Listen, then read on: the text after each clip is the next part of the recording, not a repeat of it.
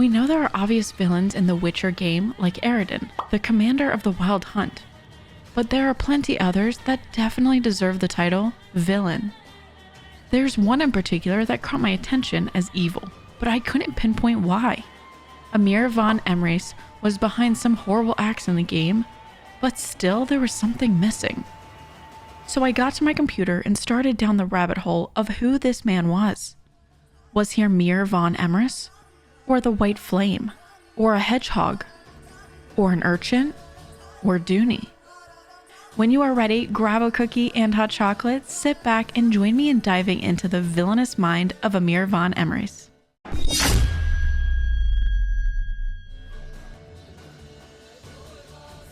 While there are many evil entities in the Witcher game series, I don't have as strong dislike for any of the villains as I do in other games. A lot of the villains seem to be underdeveloped characters that we know we're supposed to dislike, but without the intensity I would hope for. Emhyr Var Emreis is one of those characters that I feel uneasy about, but he doesn't make us completely hate him in the game. This could be because we are not only not privy to his past, but we are also seeing the story through Geralt's eyes. We only see the evilness in others that are directly harmful to Geralt or those Geralt cares about. Emhyr is fairly level-headed with Geralt for personal gain. Overall, Emhyr is a pragmatic individual who is driven to achieve his goals. While these are not necessarily negative characteristics, Emhyr takes them to an extreme, becoming ruthless. Before we get into Emhyr's truths, let's look at how we're supposed to perceive him in the games. Emhyr sees Geralt as useful because he's the only person who can assist Emhyr in finding his daughter, Ciri. If you are a terrible person to someone, they are unlikely to assist you. As a result, we don't completely despise Emhyr in the games. He tries to be nice, or as nice as he knows how to Geralt. Of course, Emhyr does things that we are not approving of, but doesn't Geralt, and we still side with him. They disagree, but Emhyr always forgives Geralt and wants to collaborate with him because he's the only one who can help him. That being said, their frenemy relationship is not always mutual. We've established that Emhyr is simply using Geralt to his advantage, and Geralt is passively complying with Emhyr's demands to play along. However, as we know, this does not mean Geralt is out to find Ciri solely for Emhyr's benefit. This isn't without Geralt's sarcastic jabs at Emhyr. Emhyr Var Emreis. Bow.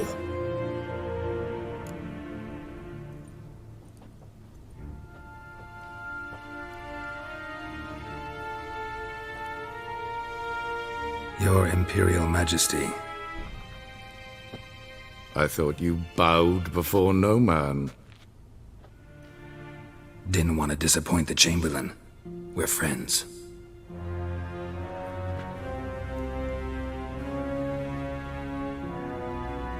Take it you didn't summon me to reminisce about the good old days, so... Silence. The Emperor is not known for his patience. He wants his daughter back safe and sound, as soon as possible. Yeah, mentioned something of the sort. We may not hate Emhyr as much as we are about to after learning his true story.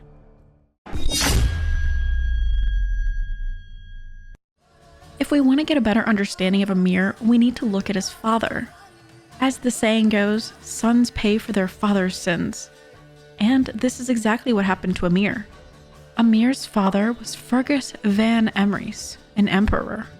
Fergus was the Nilfgaardian emperor during the early 13th century. Side note, one interesting thing Fergus brought during his reign was gender equality to the Nilfgaardian military. Woo for progressiveness! Although, this was for better or for worse, as this also extended to giving the same treatment of the Imperial military citadel's prisoners, meaning the men and women could end up in the same jail cells together. I mean, this equality could also lead to women being taken advantage of while stuck in a cell with caged men. But it's the thought that counts, I guess. Anyway, back to why we care about Fergus. So Fergus's appointed general, the usurper, who began as a regular officer with the goal of rising through the ranks of the military and gaining more power. This was implanted in the usurper's mind by none other than Gaunter O'Dim. You know, the one who takes souls, manipulates wishes he grants, and controls time for kicks. No big deal. The usurper takes Gaunter Dim's wise words and runs with them. As if being the military general wasn't enough, the usurper had his sights set on the throne. If there is one thing to remember, it is that the closer you get to the throne, the more people die. The usurper thought he was smarter than the Emperor Fergus. This may have not been too far off, given the fact that the usurper successfully incorporated neighboring realms according to the game canon. Fergus would come up with half-baked plans, which the usurper would rework into flawless maneuvers. The usurper grew tired of being intellectually and socially superior to the emperor while yielding far less power. This left the usurper with only one option: request that Fergus relinquish his power and acknowledge that the throne belonged to the usurper. Yeah, this has literally never happened in the history of anybody that has the throne. So when the emperor obviously did not accept, the usurper needed to break Fergus. Because killing Fergus would just be too easy. The usurper dragged Fergus's son Emhyr into the fight. Emhyr, a 13-year-old boy at the time, was tortured by mages and hoped Fergus would cave. I guess Fergus doesn't really care that much about his son because he didn't seem bothered by the fact that his adolescent son was going through such a traumatic experience. In the end, Fergus was killed and Emhyr is let free. Oh wait, as a hedgehog that is. Emhyr was cursed to become a humanoid hedgehog simply because the mages desired a good laugh. Emhyr was curse-free only at night. The joke is that the name Emhyr means urchin in Nilfgaardian dialect, which is an old name for a hedgehog. The usurper, who is now the emperor, sent Emhyr into the woods. The intent was that Emhyr would get hunted and would perish in the woods. As we know, Emhyr did make it past the age of 13. He was able to hide until he went on the search for a cure. When Emhyr arrived in civilization, he took the name Duny, urchin of Erlenwald. It's worth taking a moment to analyze this period in Emhyr's life. He went from being an emperor's child to a hedgehog living in the woods before revealing himself as Duny. Emhyr has been humbled and is now in survival mode. These two states of being will shape Emhyr in the future. On the one hand, being a hedgehog humbled him in the sense that he was not as sought after as he would have been if he had still been known as the son of an emperor. I believe Emhyr's perspective allowed him to love, or at least show mercy to those close to him, which was enough in those days to call love. On the other hand, Emhyr was in survival mode, which reinforced his ruthless nature. I mean, I'm pretty sure being ruthless is a prerequisite for becoming an emperor. Just like having psychopathic traits is a prerequisite for becoming a CEO in today's world. Just kidding, sort of. Emhyr harbors resentment for his father's death and has been isolated from others due to his hedgehog life, which has heightened his anger, resentment, and entitlement. Emhyr once came across a wounded king who would forever change his life. The king fell off his horse and sprained his legs, leaving him alone and helpless, until Emhyr found him. Emhyr aided the king in the hour of need, and the king bestowed upon him the law of surprise. Surprise! In the Witcher universe, the law of surprise is an ancient custom that can be invoked when one person saves the life of another. And according to this custom, the savior receives what belongs to the saved person, but which they are unaware of. The injured king's wife was actually pregnant, unbeknownst to him. Who was the king's daughter, you may be wondering? Pavetta, Ciri's mother to be precise. They dated for about a year before she turned 15 years old. Yes, he was at least double her age, but I guess we're ignoring it since it was the time period. Pavetta was due to be married off at the age of 15, so Emhyr declared Pavetta to be his law of surprise at her birthday feast. A fight breaks out at this point, and our dear friend is there to protect Emhyr. While Geralt did save Emhyr, it was not because they were on the same side in life, but rather because it is Geralt's nature to protect those who are unarmed and innocent in the situation at hand. Geralt saved Emhyr at this point, which made him indirectly responsible for Emhyr having the opportunity to marry Pavetta. Their union broke the infamous hedgehog curse. Emhyr and Pavetta had a daughter named Ciri as a result of their marriage.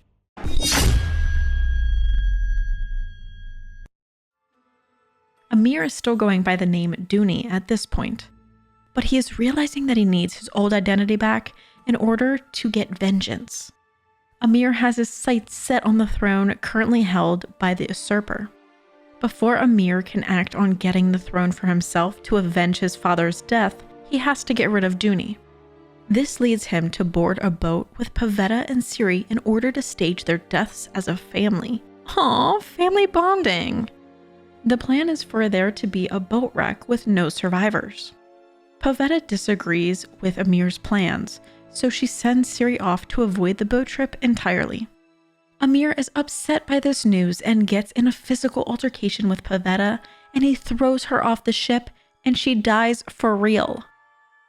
Now that Duny has been declared dead in the eyes of the public, he is ready to reappear as Emhyr Var Emreis again and fight for the throne. The creation of the White Flame is a notable event that occurs during the battle for the throne. Emhyr resurrected all of his dead political opponents and used their gravestones to pave his path, earning him the nickname, the White Flame dancing on the burrows of his enemies. Or, as they say in Elder speech, Death went... There is no way you think I was about to try to say that. Overall, Emhyr ascends to the throne and becomes the Emperor of Nilfgaard. This is an oversimplification of the heinous tragedies that have befallen Emhyr. Emhyr is all about conquest and acquiring as much power as possible. Power can be given peacefully, but never taken peacefully, and Emhyr takes what he wants. His entitlement stems from his father's position as emperor, and he believes that part of his life was taken away from him while he was a hedgehog in hiding. Emhyr starts many wars and causes a lot of bloodshed. I mean, what do we really expect when a 13-year-old gets tortured by mages and sent to live in isolation? Just saying. So far, Emhyr doesn't seem so bad. He was a troubled child who transformed into a hedgehog, lived in isolation during some of the most pivotal years of his adolescence, and fought for the throne back like any other person would do that is aspiring to be on the throne. He could be seen as a family man even, minus the throwing his wife off the boat thing and losing track of his own daughter, but hey. Power, as usual, corrupts people, and now that he's emperor, he's ready to take whatever he wants. And in his case, that's more power. Notably, he has recently reverted to his original Emhyr identity rather than Duny. I'm not saying Duny is a stupid name, but it's not one that commands attention. In the real world, there have been studies conducted that reveal that people quickly adapt different personalities based on their titles, whether that be a name or a job title. In Emhyr's case, he changed both very quickly. So it's not surprising that he went from a relatively calm man with the name Duny to a ruthless, power-hungry man as he ascended to the throne and reclaimed his name as Emhyr. It's not to say he didn't always have a tendency to be harsh, but he at least had a soft side in moments when he was a hedgehog. Anyway, getting back to the story, Emhyr wanted to find his daughter, Ciri, who had run away during all the conflict. Everyone and their mother decided they needed Ciri for her blood while she was away. Her blood is of elder blood and possesses powerful magical properties.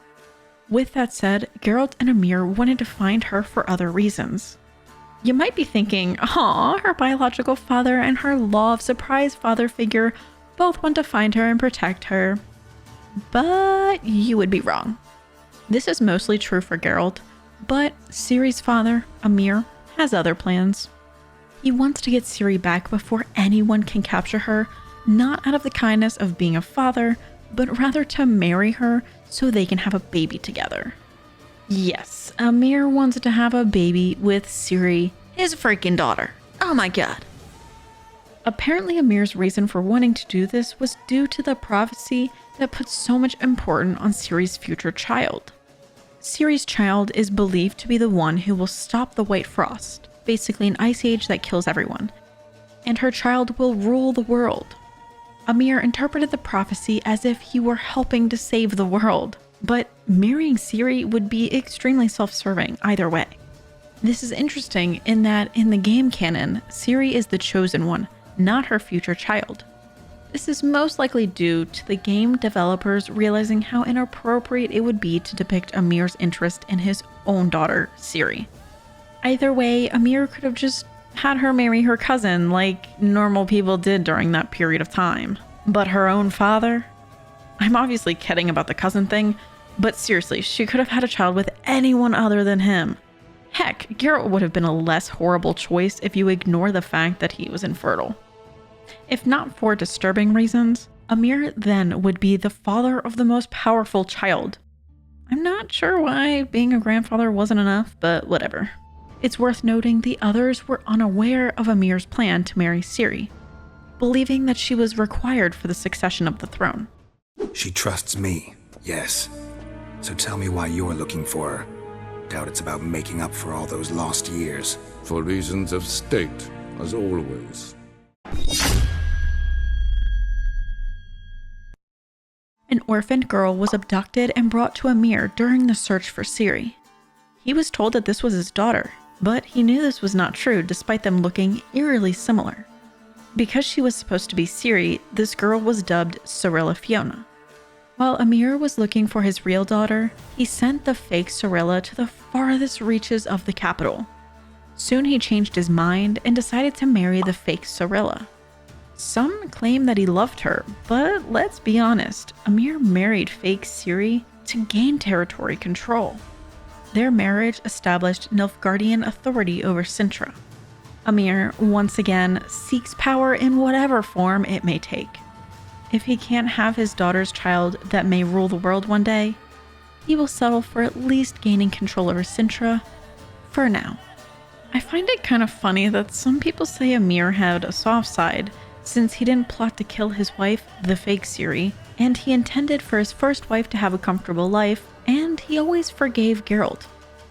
But I hate to break it to you, but this is just decent humility. It's not really what distinguishes a truly good person from an evil person. As we've previously stated, everything Emhyr does is for his own personal gain.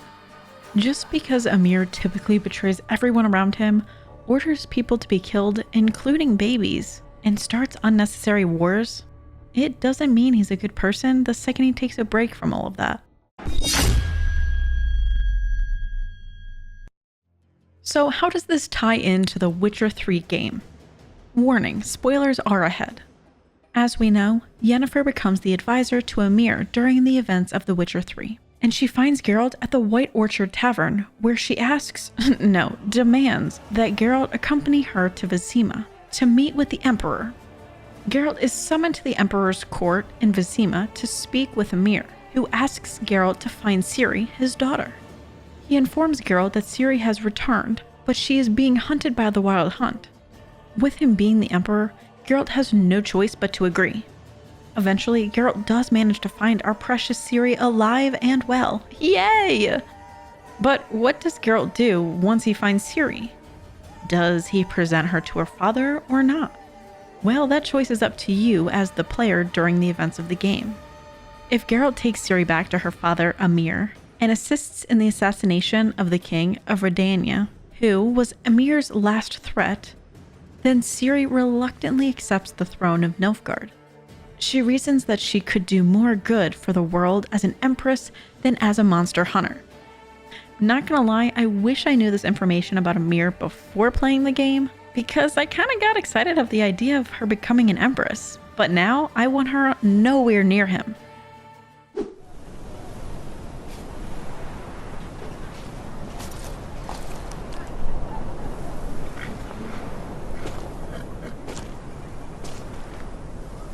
Almost managed to forget it was today. They're here for me, Geralt. I'm going to Nilfgaard, to Emhyr. I know you didn't expect this, but in Vizima, my father and I spoke. For long. Argued, really, and parted. Then a messenger came with a letter. I didn't say anything at first because I wasn't sure, and then I realized I had to stop fleeing. I realised that if I wish to change anything, I cannot do so hunting monsters round forgotten villages. I must do so from there, from Nilfgaard.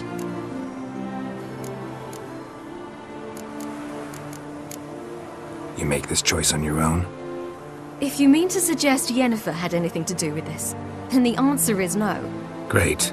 She even know? No. And I'd prefer she not get involved this time. I'll let you tell her that. Is this what you want? Yes. If Geralt does not bring Ciri back to her father, then Geralt and Ciri fake her death, and Ciri becomes a wandering monster hunter like Geralt. Speak. Ciri is dead. How did it happen? The White Cold. You're familiar with the prophecy? Ciri tried to stop it. She did, but paid the ultimate price. Where is the body? I doubt it'll ever be found. Is it done? Yes. Did he believe you? I have no idea.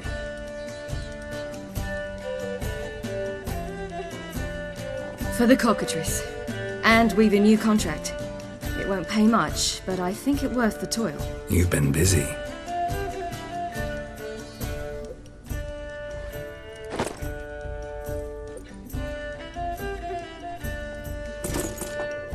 It's yours.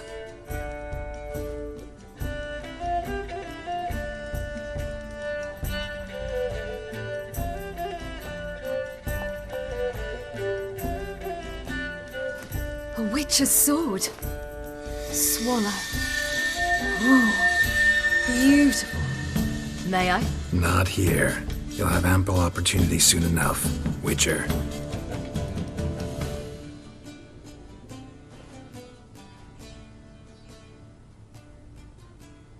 Let's try it out then.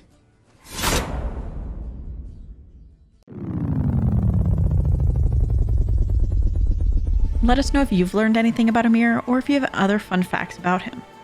Also, now that we've taken a deeper dive into Emhyr, does that change what you would want to happen at the end of the game? Because it sure did for me.